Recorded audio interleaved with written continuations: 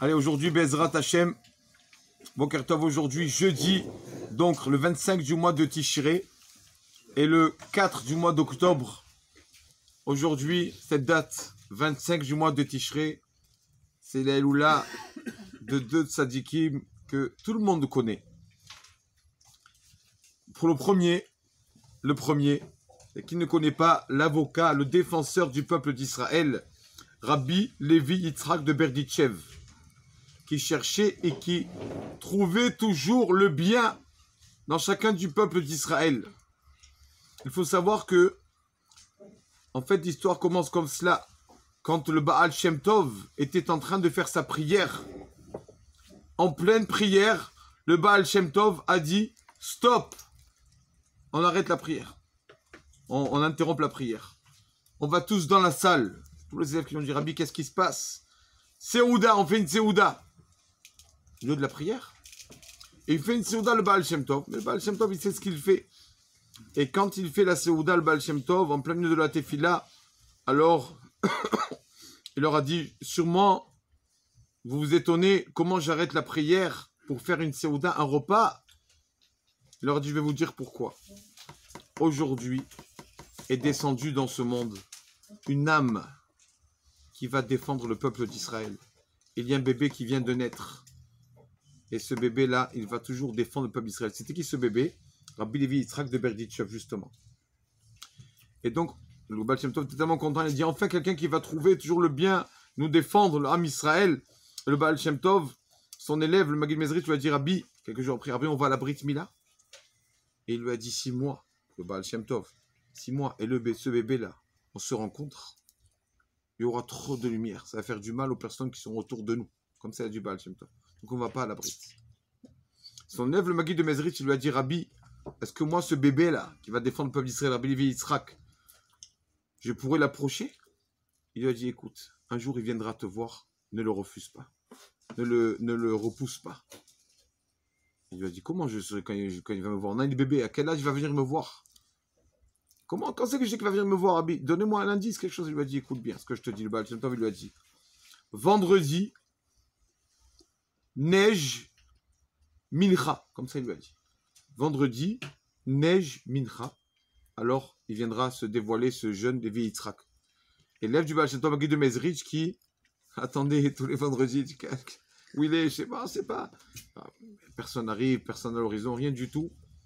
Et un jour, un vendredi donc, on tape dans le Beth Hamidrash du Maggid de Mezritch, juste avant Mincha.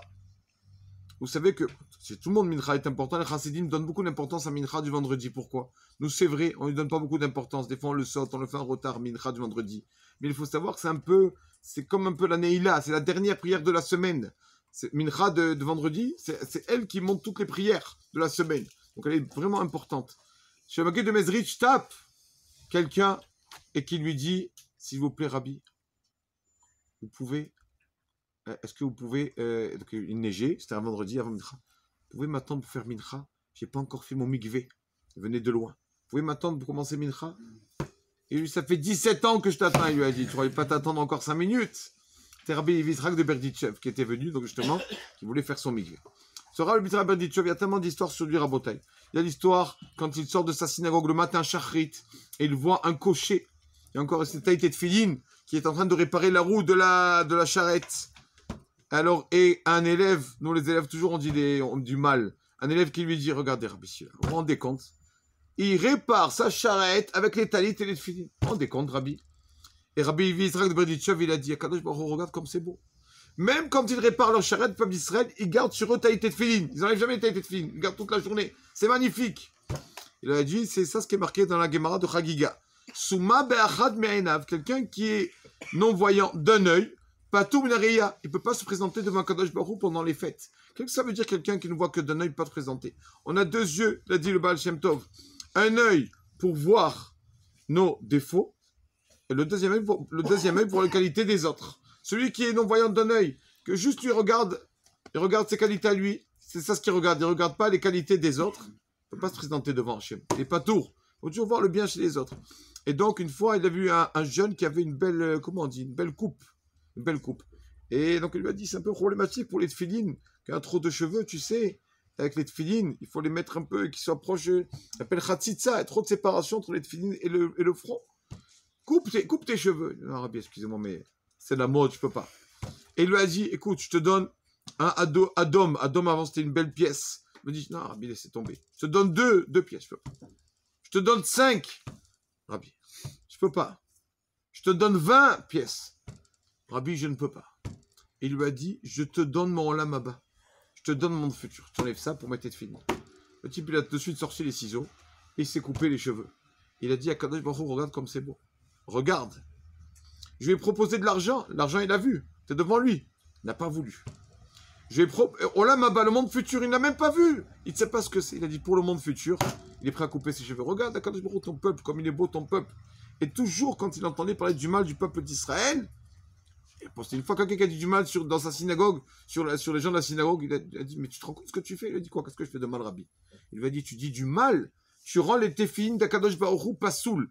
Les téphines que met Hachem, tu les rends inaptes, pas soul, pas bon. Quel rapport entre les téphines de Hachem, les téphines de bon Dieu, et moi que je dis du mal sur ma synagogue?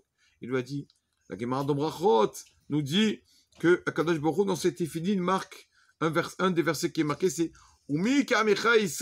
qui est comme le peuple d'Israël? Le peuple d'Israël, c'est mon peuple, c'est le meilleur des peuples.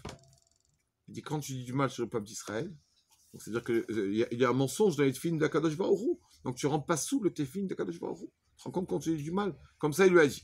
Et donc, beaucoup d'histoires sur ce tzaddik, comment vraiment il aimait le peuple d'Israël. Il cherchait toujours. Tout le monde sait que dans sa souka, il faisait rentrer n'importe qui. Les soulards, les fous, les psychiatriques, les malades, ils faisaient rentrer chez lui dans sa souka. Ils ont dit, Rabbeinu, pourquoi vous faites rentrer tout comme ça, tout ce monde dans votre souka? Faites rentrer les gens normaux. Il a dit, je prévois, je sais ce que je fais.